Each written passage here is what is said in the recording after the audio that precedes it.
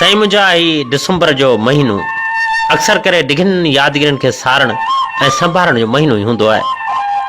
Workshop शहर खां नसीर ख़ान शहर नई टे जे ख़ूबसूरत शाइर हिननि थधियुनि रातियुनि में कुझु यादगिरियुनि जा अहसास सारींदे हिकु सदामलूक नज़म लिखियो आहे।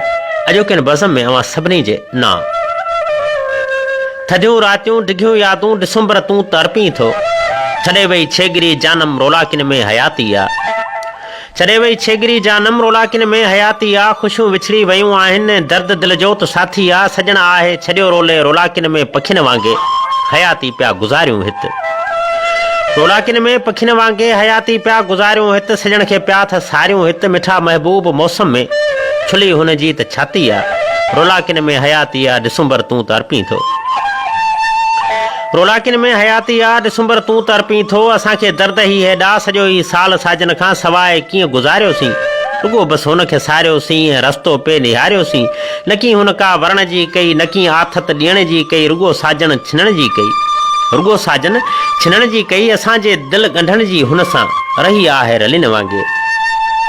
भले चूड़ियुनि ढिलिन वांगे असांखे हुन त वेसर में किराए आ छॾियो। लेकिन कॾहिं सुहिणी खे गले में असीं बि हार जीअं हुआसीं, कंगे में वार जीअं हुआसीं, सुठे संसार जीअं हुआसीं। हाणे हुन आ विसारियो ऐं जुदाई झीर अर्पिया आहिनि। ईअं हरगिज़ कबो न आहे, वेंदे हुन बेवफ़ा खे चइज। हा, वेंदे हुन बेवफ़ा खे चइज, मूंखे नसीर चयो आहे छॾी छो शर पंहिंजे खे ऐं प्यारे घर पंहिंजे खे, मिठे हिन तर पंहिंजे खे। भला आख़िर छॾियो छो अथई वरी हिन वर्कशॉप ते मिठा मोटी अचण जी कर। नसीर सां तूं मिलण जी कर। डिसंबर हुन खे ईअं चइजां, अव्हां बिन दर्द कंध ते ॼण रखियल का तेज़ काती आ। अव्हां बिन दर्द कंध ते ॼण रखियल का तेज़ काती आ। छॾे वई छेगिरी जानम रोलाकिन में हयाती आ। छॾे वई छेगिरी जानम रोलाकिन में हयाती आ।